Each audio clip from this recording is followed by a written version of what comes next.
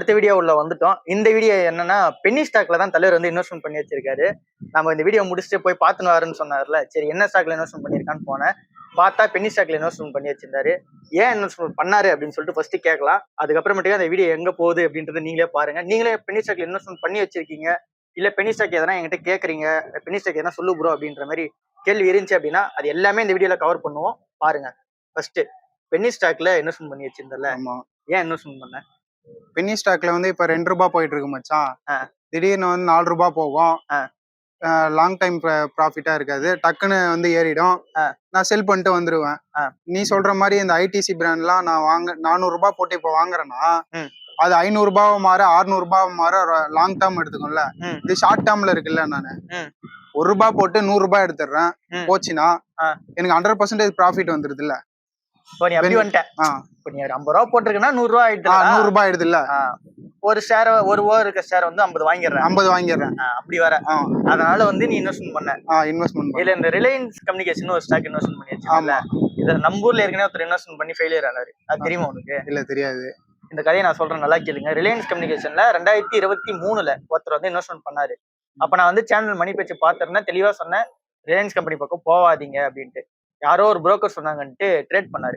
ஓகேவா? அந்த 2 ரூபா இருக்கு ஷேர், நீ என்ன ஆசைப்பட்டி அதேதான் 4 ரூபா ஆக்கி தரேன் அப்படின்ட்டு 2.5 லட்சம் ரூபா போட்டாங்க.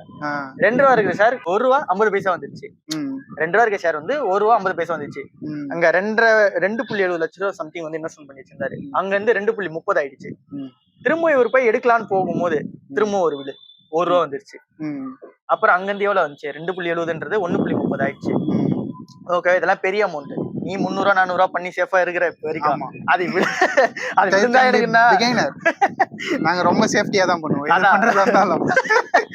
அது 60 ரூபா போனா என்ன, இது 70 ரூபா போனா எனக்கு என்னடா, நான் போட்டுக்கிட்டே 300 ரூபா தான், அது போனா எனக்கு என்ன அப்படின்ற மாதிரி இருக்கிறேன். தலைவர் வந்து ஷேர் மார்க்கெட்ல ஃபர்ஸ்ட் டைம் வராரு. வந்தோடனே பென்னி ஸ்டாக்ல இறங்கிட்டாரு. அந்த 2 ரூபா போனது 1 ரூபாய்க்கு போயிடுச்சு. புரோக்கர் என்ன சொல்லிட்டான், இதுக்கப்புறம் அப்படியே வச்சுன்னா 50 பைசாக்கு போயிடும்ட்டான். தலைவர் வித்துட்டாரு அந்த ஸ்டாக்க.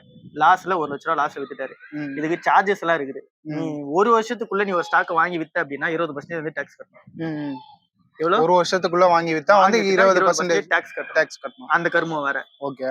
அப்புறம் புரோக்கருக்கு ஒரு சார்ஜ். ஓகே. சொன்னால இந்த ஸ்டாக் வாங்க 4 ரூபா போகணும், அவன் ஒரு சார்ஜ். அவன் ஃபர்ஸ்ட்ல புடிங்கிட்டான். அது வேற விஷயம். இப்படி எல்லாமே கனெக்ட் பண்ணி பார்த்தா 80,000 கையில வீட்டுல எடுத்து வந்தாரு. அப்ப அவருக்கு வந்து 35 வயசு. ஓகேவா? அப்போ நம்மளுக்கு தெரியும் உனக்கு அந்த பசங்க என்னென்ன படிக்கிறானுங்க இப்ப ஸ்கூல் பசங்களான்ட்டு. நான் சொல்றேன் அவர்கிட்ட, நம்ம ஊர்ல இந்த ஸ்டாக்க பத்தி தெரிஞ்ச அவ்வளவு பெரிய அறிவாளி யாரு ஸ்டாக் எல்லாம் இன்வெஸ்ட்மெண்ட் பண்றது? சொல்லிடலாமா பேரு? இவர்தான் நம்ம ராமூர்த்தி. நம்ம ராமூர்த்தி மாமா தான் இன்வெஸ்ட்மெண்ட் பண்ணாரு. அவங்க தான் வந்து பண்ணிட்டு அவர் என்ன மாதிரி நம்ம ஊர்லயும் ஸ்டாக் இன்வெஸ்ட்மெண்ட் பண்ற ஒருத்தர் இருக்காரு. இன்வெஸ்ட்மெண்ட் பண்ணி ஃபெயில் ஆகி இப்ப ஸ்டாக் மார்க்கெட் பக்கமே போக மாட்டேன்றாரு. இல்ல, அவரை வந்து திரும்பணும் நம்ம வந்து ஸ்டாக் மார்க்கெட்ல இன்வெஸ்ட்மெண்ட் பண்ண வைக்கணும். நான் பண்ணி சொல்லிட்டேன் தலைவரே. நானே உன்னை A+B² கேட்டா ஃபார்முலா சொல்ல மாட்டேன், நீ சொல்லி நான் கேட்கணுமாடா, போடா அப்படிக்கா அப்படின்ட்டாரு. சரி விடு, அதுக்கு அவர் கதை விடு. அவரை பத்தி உனக்கே நல்லா தெரியும். ரோட்ல போனா இந்த கூப்பிட்டு 4 கேள்வி கேட்பாங்களா, அந்த மாதிரி ஆள் தான் அவரு. நாங்க 4 பேர் விளையாண்டுங்கிறனால கூப்பிட்டு கேள்வி கேட்பாரு. இல்ல, நம்ம நீ எடுக்கிற கிளாஸ்ல உன்னை நம்பி வந்து அவரு வந்து திருப்பணும் ஷேர் மார்க்கெட்டுக்குள்ள வரணும் அளவுக்கு நம்ம கிளாஸ் வந்து ஸ்ட்ராங்கா எடுத்து. ஆமா, ஸ்ட்ராங்கா. அவருக்கு வந்து எதுவுமே தெரியாம பென்னி ஸ்டாக்ல இன்வெஸ்ட்மெண்ட் பண்ணாருல்ல. இப்ப நீ சொல்ற சொல்லுல வந்து எல்லாமே அவர் A to Z எல்லாமே கத்துக்குன்னு பிகினரா இன்வெஸ்ட்மெண்ட் பண்ணி லாஸ் ஆனாரு. எல்லாத்தையும் கத்துக்கிட்டு அவர் இன்வெஸ்ட்மெண்ட் பண்ணி அதுல வந்து சக்சஸ் ஆகணும் அவரு. சரி, ஓகே. இந்த அப்ரோச் வந்து எனக்கு பிடிச்சிருக்கு. அதுல அவர் பண்ண தப்பு என்னன்னு, நம்ம சித்தப்பா மாதிரி நம்ம வியூவர்ஸ் நிறைய பேர் இருப்பாங்கல்ல, அவங்களும் பாக்குறவங்க வந்து சக்சஸ் ஆகணும். ஆமா, சரி. அவங்க சக்சஸ் ஆகணும் தான், நீ சக்சஸ் ஆகணும் தான். நீ எதுக்கு பென்னி கேப்ல இன்வெஸ்ட் பண்ண அதை சொல்லு. இப்ப அவர் ஏன் பண்ணாருன்னு நான் சொல்லிட்டேன். அவர் அவங்க புரோக்கர் சொன்னாங்க 2 ரூபா எடுத்து 4 ரூபா போகணும். நீ ஏன் இன்வெஸ்ட் பண்ண, நீ சொல்லு. நான் வந்து உன்னோட வீடியோஸ் வந்து பாத்துட்டு இருந்தேன். வீடியோல இன்னைக்கு பென்னி ஸ்டாக் பத்தி பேசியிருக்கேன். பென்னி ஸ்டாக் பத்தி நீ வந்து சொல்லல. என் கையில இருந்த அமௌண்ட்டுக்கு ஸ்டாக் பை பண்ற அளவுக்கு எது இருந்ததுன்னா பென்னி ஸ்டாக் தான் இருந்தது. 300 ரூபாய்க்கு இன்வெஸ்ட்மெண்ட் பண்ணல. ஏன் ஒரு சவுத் இந்தியன் பேங்க் வாங்கல? அந்த சவுத் இந்தியன் பேங்க் பத்தி எனக்கு அப்ப தெரியாது இல்ல. சரி, ஓகே. நான் வீடியோ பண்ணும்போது அந்த ஸ்டாக் பத்தி பேசுனது இல்ல. அப்ப பேசியிருக்கேன். அந்த வீடியோவை நான் வந்து பாக்கல. சரி, அந்த பாத்திருந்தேன்னா இப்ப நான் சவுத் இந்தியன் பேங்க்ல இன்வெஸ்ட்மெண்ட் பண்ணிருப்பேன்ல. இப்ப 30 ரூபா ரேஞ்சுக்கு சவுத் இந்தியன் பேங்க் போயிட்டு இருக்கு. சரி, ஓகே. இப்போ அடுத்த கேள்வி வரேன். பென்னி ஸ்டாக்ல இன்வெஸ்ட்மெண்ட் பண்ணது நீ இந்த மாதிரி அப்ரோச்சுக்காக தான் இன்வெஸ்ட்மெண்ட் பண்ண. இதை ஏன் ஒருத்தர் பண்ணக்கூடாதுன்றத நான் சொல்றேன். ஃபர்ஸ்ட் அவர் பண்ண தப்பு, இந்த மாதிரி ப்ராஃபிட் காட்டுறாங்க அப்படின்ற ஒரு போர்ஷன்ல போனது. ரெண்டாவது பென்னி ஸ்டாக் எல்லாரும் பாக்குறது 2 ரூபா இருக்குது, நாளைக்கு 4 ரூபா போகாதான். நீ சொன்ன ரிலையன்ஸ் கம்யூனிகேஷன் தான் அவரும் வாங்கினாரு. நீ எங்க போய் அடிப்பட போறிய, நம்ம ஊருக்காரங்களுக்கு அதுதான் போல சின்ன துட்டு பெத்த லாபமா இருக்கா போலான்ட்டு. அதனால வந்து நாங்க பென்னி ஸ்டாக்ல பூந்துட்டோம். ஆமா, ரிலையன்ஸ் கம்யூனிகேஷன்ன்றது என்ன, அவர் என்ன நினைச்சு சொல்லி இன்வெஸ்ட்மெண்ட் பண்ணிருக்காங்க பாருங்க. ஜியோ கம்பெனி இது, அந்த கம்பெனி ஆர்காம்னி அதுல தான் இன்வெஸ்ட்மெண்ட் பண்ணி வச்சுக்கிறேன். அவர் என்னன்னு சொல்லி இன்வெஸ்ட்மெண்ட் பண்ணிக்கிறாருன்னா, நம்ம போன ஃப்ரேம்ல என்ன போட்டு திருப்பி இருக்கும், ஒரு டவர் கம்பெனி வந்திருக்கும். ஆமா, ஜியோ கம்பெனிப்பா இது, ஜியோ எப்படி வளர்ந்துன்னு வருது, அதுல இன்வெஸ்ட்மெண்ட் பண்ணுன்னு சொல்லிட்டு புரோக்கர் ஏமாத்தி இருக்கான். ரிலையன்ஸ் கம்யூனிகேஷன் ஜியோ கம்பெனியா? Reliance communication. ரிலையன்ஸ்னு வந்தா எங்களுக்கு என்ன தெரியும், ரிலையன்ஸ்னு வந்திருக்கு, அது ஜியோ கம்பெனி தான் அப்படின்னு நாங்க நினைச்சுக்க வேண்டியது. அம்பானி கம்பெனி பா இது. ரிலையன்ஸ் நம்பி 2 ரூபா போட்டு வச்சிருக்கோம், 300 ரூபாய். சரி, நான் இப்ப ஒரு கேள்வி கேட்கறேன். அது ஜியோ கம்பெனின்றல, அவங்க தம்பி அம்பானியோட தம்பி யாரு தெரியும்ல? அனில் அம்பானி. அவர் இப்ப என்ன ஆயிட்டாரு தெரியுமா? அனில் அம்பானி போண்டி ஆயிட்டாரு. ஆண்டி ஆயிட்டாரு. ஆண்டி ஆகி போண்டி ஆயிட்டாரு. போண்டி ஆகி அவர்கிட்ட இருக்கிற காசு எல்லாம் லாஸ் ஆகி, பிசினஸ்ல லாஸ் ஆகி, இப்ப எல்லா கடனையும் கட்டிட்டு 1 ரூபா கூட இல்லாம சுத்தி இருக்கிறாரு. இதுல எங்க சார் சொன்னது இது, அப்புறம் நம்ம நியூஸ்லயே படிச்சதுதான்.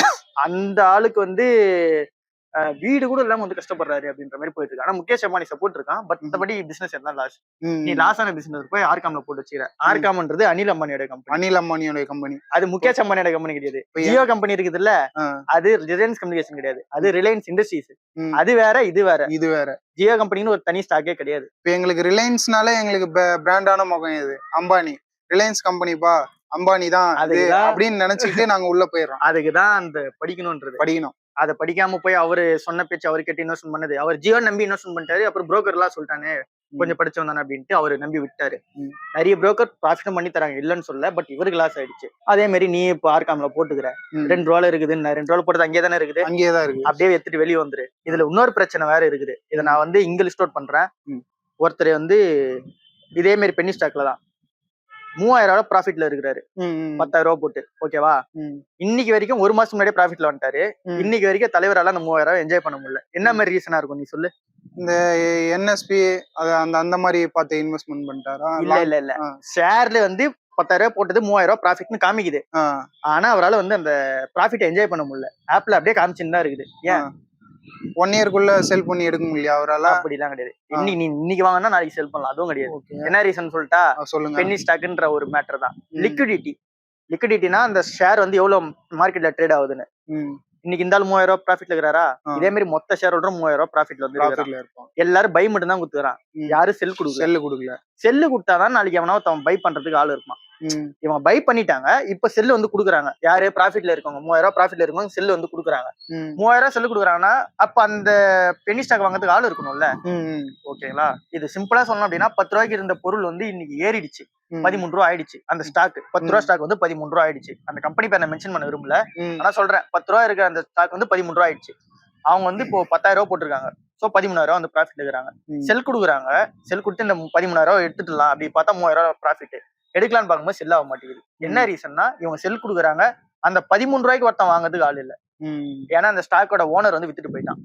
அதனால அந்த ஸ்டாக்ல யாரும் இன்வெஸ்ட்மெண்ட் பண்றது இல்ல. அதை தாண்டி அந்த ஸ்டாக் வந்து யாருக்கும் தெரியாது. மேக்ஸிமம் பெரிய லெவல்ல ஒரு ஸ்டாக் கிடையாது.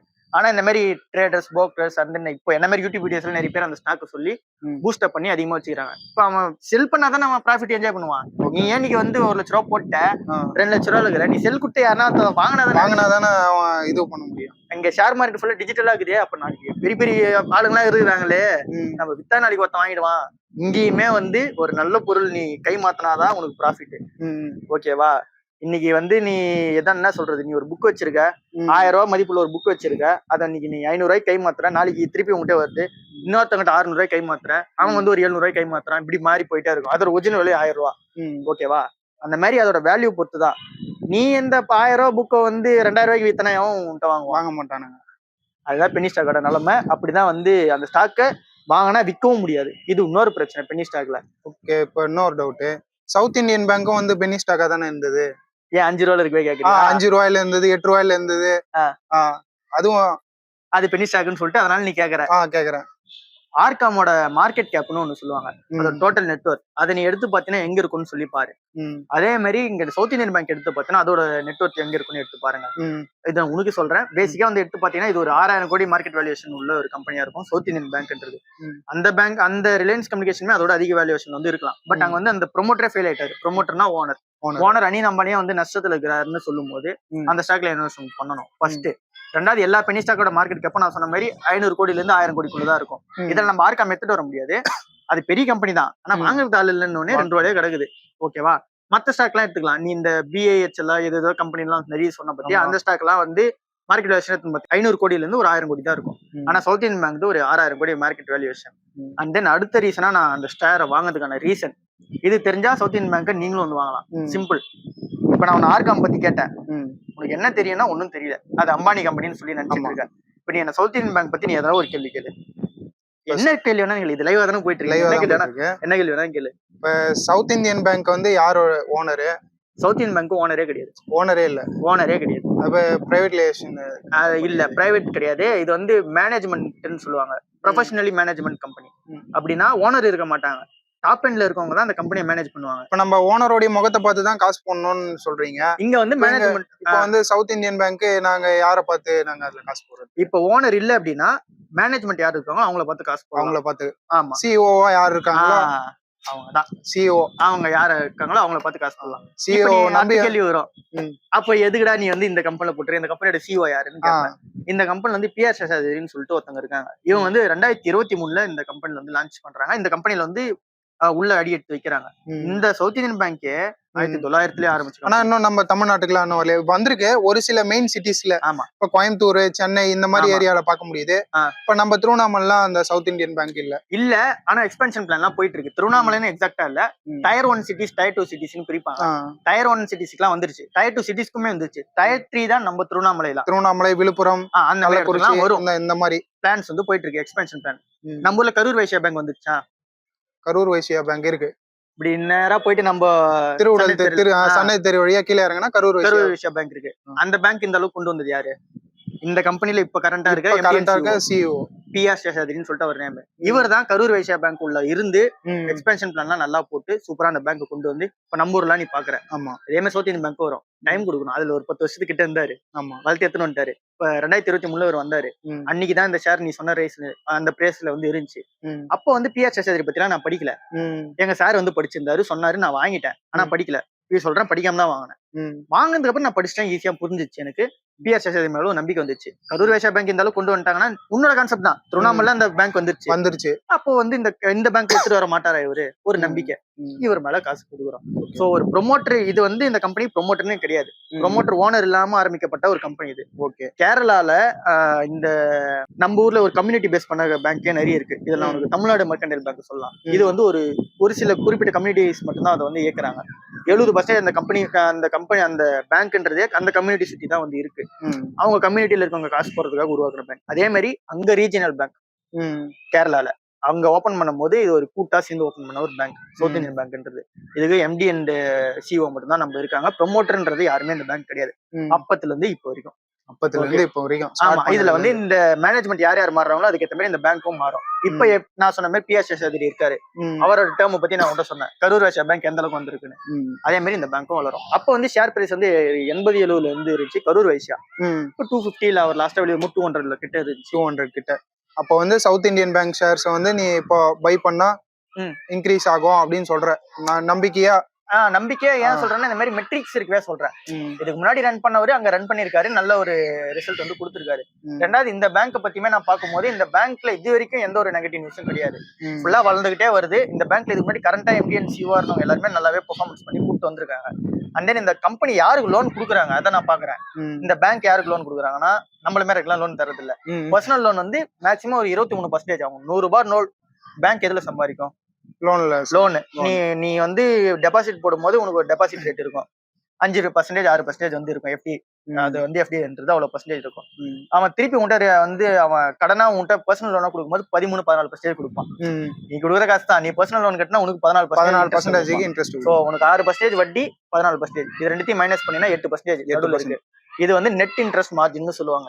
இது மூலமா தான் பேங்க் வந்து சம்பாதிக்கும். ஓகேவா? இதுதான் நெட் இன்ட்ரெஸ்ட் மார்ஜின். இது மூலமா தான் பேங்க் வந்து மேக்ஸிமம் சம்பாதிப்பாங்க. அந்த மாதிரி அவங்க ஃபுல்லா இப்ப கொடுக்குறது ஹவுசிங் லோன் வந்து கொடுக்குறாங்க. அதுல வந்து ஒரு 66% வந்து கொடுக்குறாங்க. 23% வந்து பர்சனல் லோன் கொடுக்குறாங்க.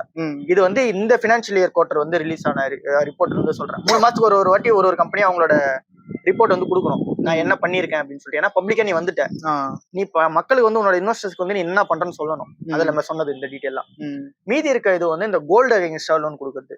நீ தங்கத்தை வச்சுன்னா அதுக்கு அகைன்ஸ்டா லோன். அந்த மாதிரி ஒரு அசட்ஸ் நீ உன்னோட நிலத்தை வச்சோ இல்ல நீ ஒரு கம்பெனி ரன் பண்றனா அந்த மிஷினை வச்சோ எக்யூப்மெண்ட் வச்சோ அதுக்கு அகைன்ஸ்டா லோன் கொடுக்குறாங்க. செக்யூர்டு லோன்ஸ்னு சொல்லுவாங்க. அதுக்கு மட்டும் லோன் கொடுக்குறாங்க. அன்செக்யூர்டு லோன்ஸ் அந்த பர்சனல் நம்ம சொன்னோம்ல பர்சனல் லோன், இது வந்து ஒரு 26% 23% தான். இதை தாண்டி பெருசா கொடுக்கறது இல்ல.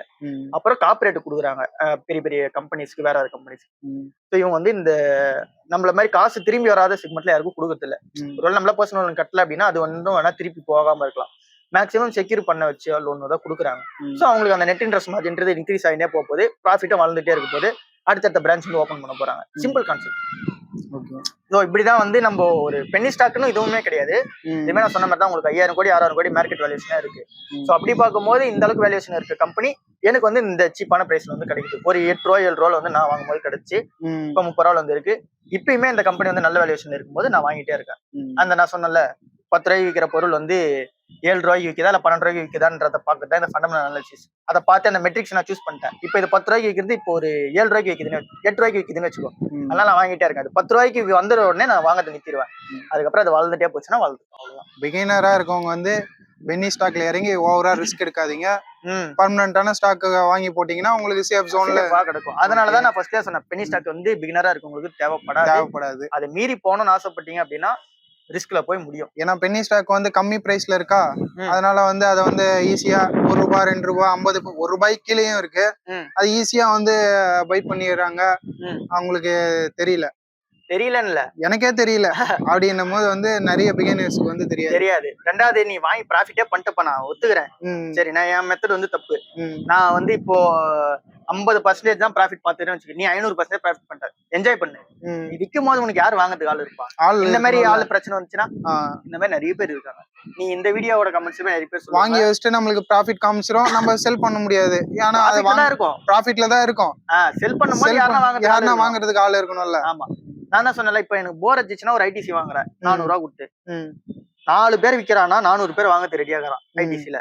சவுத் இந்தியன் பேங்க்ல அதே மாதிரி தான் இன்னைக்கு நாள். ஆனா சவுத் இந்தியன் பேங்க்ல இன்னும் கம்மியா இருக்கும். ஐடிசி அளவுக்கு நம்ம கம்பேர் பண்ண கூடாது. ஐடிசி எல்லாம் வாங்குறதுக்கு ஆள் குஞ்சுக்கிட்டே இருப்பான். சவுத் இந்தியன் பேங்க்ல கொஞ்சம் கம்மியா இருக்கும். ஆனா நீ இன்னைக்கு ஆர்டர் போட்ட அப்படின்னா ஒரு 10 நிமிஷம் இல்ல 15 நிமிஷத்துக்குள்ளே மேக்சிமம் மினிமமா வந்து உனக்கு 1 செகண்ட்ல கூட ஆயிடும். ஓகேவா? சவுத் இந்தியன் பேங்க்ல ஐடிசி எல்லாம் போட்டீங்கன்னா 1 நிமிஷத்துக்குள்ள கண்டிப்பா ஆயிடும். நீ அடிச்சு சொல்லலாம். ஏன்னா அந்த அளவுக்கு வாங்குறதுக்கு ஆள் இருப்பான். இதே மாதிரி நீ பென்னி ஸ்டாக்ஸ் வர வர நீ வாங்குற டைமை பாரு. நீ வாங்கும் போது 1 மணி நேரம் 2 மணி நேரம் கழிச்சுதான் ஆர்டரே பிளேஸ் ஆகும். ஆனா நீ விற்கும் போது ப்ராஃபிட்ல இருக்க இந்த மாதிரி பிரச்சனை வந்து அப்படின்னா விற்கும் போது உனக்கு பிளேஸே ஆகாது. நீ டெய்லி காலைல மார்க்கெட் ஆனோடனே 3000 ப்ராஃபிட் செல்லு கொடுப்பேன், செல்லே ஆகாது. ஆமா, நாளைக்கு ஒருத்தன் வித்தானா கூட அந்த ஷேர் பிரைஸ் இறங்கும். எவனுமே விற்க முடியாது. வித்தா எவனா வாங்கிறதுக்கு ஆள் இருக்கணும்ல. இந்த மாதிரி கம்பெனி வந்து மாட்டிக்குது. ஸோ இதனாலதான் இந்த பென்னி ஸ்டாக்ஸ் பக்கம் போக வேணாம் அப்படின்ற. இது வந்து ஒரு பிகினருக்குன்னு கிடையாது, எக்ஸ்பர்ட்டா இருக்கவங்களுமே பென்னி ஸ்டாக்ஸ் பக்கம் விளையாடாம இருக்குது நல்லது. பென்னி ஸ்டாக்ல என்னைக்கு விளையாடணும்னு நான் தெளிவா சொல்றேன். உனக்கு ஒரு கம்பெனி வந்து டைரக்டா தெரியுது. இப்போ நம்ம திருவண்ணாமலையில பெரிய ஆள்னா யார் சொல்லலாம்? நம்ம பாத்திர கடைக்கு யாருன்னா போயிடலாம். அன்னை பாத்திர மளிகை. ஏன்னா இப்ப ரீசெண்டா போய் வந்த சும்மா நான் சொல்றேன். அன்னை பாத்திர மளிகை வந்து இப்போ பப்ளிக் கம்பெனியா வந்துருச்சு. உனக்கு அந்த ஓனரை பத்தி தெரியுது. அன்னை பாத்திர மளிகையோட ஓனரை பத்தி தெரியுது. நீ நேரா போற கடைக்கு போயிட்டு அந்த பாத்திர மளிகையை பாக்குற அவனும் கஸ்டமர் சர்வீஸ் எல்லாம் சூப்பரா இருக்கு, நல்ல லாபம் தான் பண்றான் போலயே, அடுத்த பிரான்ச் ஓபன் பண்றதை பாக்குற, வெளியூருக்கு எல்லாம் போறதை பாக்குற. சரி, ஓகே, அவனை நம்பி இன்வெஸ்ட்மெண்ட் பண்ணலாமா? பண்ணுவேன். அந்த கம்பெனி ஒரு வேளை பென்னி ஸ்டாக்கா வருது அப்படின்னா அவனை நம்பி நீ கட்டலாம். ஏன்னா உன்னோட அந்த ஓனர் இங்க எங்கேயோ சுத்தி தான் இருக்கான். நீ அவனை பாத்துக்கிட்டே இருக்க. அடுத்து அந்த கம்பெனி என்ன பண்ண போறாங்கன்னு தெரியுது. ஸோ இந்த மாதிரி நீ பார்த்துட்டே இருக்க அந்த கம்பெனி வளருது, நல்ல விதமாகவும் நல்ல பிசினஸ் பண்ணிட்டு இருக்காங்க அப்படின்னா நீ அந்த கம்பெனி இன்வெஸ்ட் பண்ணலாம். தெரியாத கம்பெனி தான். அதாவது உனக்கு வந்து பென்னி ஸ்டாக்ஸா நீ பார்க்கும்போது இது ஓகே ரிஸ்க் இருக்க மாதிரி தான் தெரியும். ஆனா உனக்கு தெரிஞ்ச கம்பெனி, அதனால நீ வந்து இன்வெஸ்ட் பண்ணலாம். நம்பி அவன் நம்பி காசு கொடுப்பியான்னு என்ன கேட்டல, என்ன நம்பி கொடுப்பா கொடுப்பா. அதே மாதிரி அவன் நம்பி கொடுக்கலாம். ஸோ இப்படிதான் வந்து ஒரு பென்னி ஸ்டாக்ஸோ இல்ல உனக்கு நீ என்ன ஸ்டாக் இன்வெஸ்ட்மெண்ட் பண்ண வரனா ஃபர்ஸ்ட் அந்த கம்பெனி பத்தி தெரிஞ்சா இன்வெஸ்ட்மெண்ட் பண்ணு. தெரியல அப்படின்னா படிச்சு இன்வெஸ்ட்மெண்ட் பண்ணு. இல்ல இன்வெஸ்ட்மெண்ட் பண்ணிடுறேன் அப்புறம் படிச்சுக்கிறனால அது சூப்பரான மெத்தட். இன்வெஸ்ட்மெண்ட் பண்ணிக்கோ, படிச்சுக்கோ, ஆனா நல்ல கம்பெனியா பார்த்து இன்வெஸ்ட் பண்ணிக்கோ. அதான் மேட்ரு. ஓகேவா? வேற என்ன டவுட் இருக்கு இந்த பென்னி ஸ்டாக்ஸ்ல? பென்னி ஸ்டாக்ஸ்யா ஓகே. ஆனா பென்னி ஸ்டாக்கை பத்தி நீ இவ்வளவு கிளியரா சொல்லிட்ட. இதுக்கு மேல நான் பென்னி ஸ்டாக்ல இன்வெஸ்ட் பண்ணணுமா அப்படின்ற அளவுக்கும் யோசிக்க வச்சுட்டேன். சரியா? சரி, இவ்வளோ பென்னி ஸ்டாக்கை பத்தி பேசுனீங்க. சீனிவாசன் சார், வினோத் சார் கூட இருந்த. நீ என்னென்ன ஸ்டாக்ல நீ இன்வெஸ்ட்மெண்ட் பண்ணி வச்சிருக்க? அதெல்லாம் வர பாக்கணுமா? அதுல பென்னி ஸ்டாக்கே இருக்காது. போர்ட்ஃபோலியோ ரிவ்யூ பண்ணாலும் ரிவ்யூ பண்ணலாம். ஓகேவா? ஓகே. சரி, அதை பண்ணுமா? பண்ணணும். சரி, பண்ணிடலாம். கட் பண்ணிக்க ப்ரோ. அடுத்து அப்படியே வேற ஃப்ரேம் போயிடலாம்.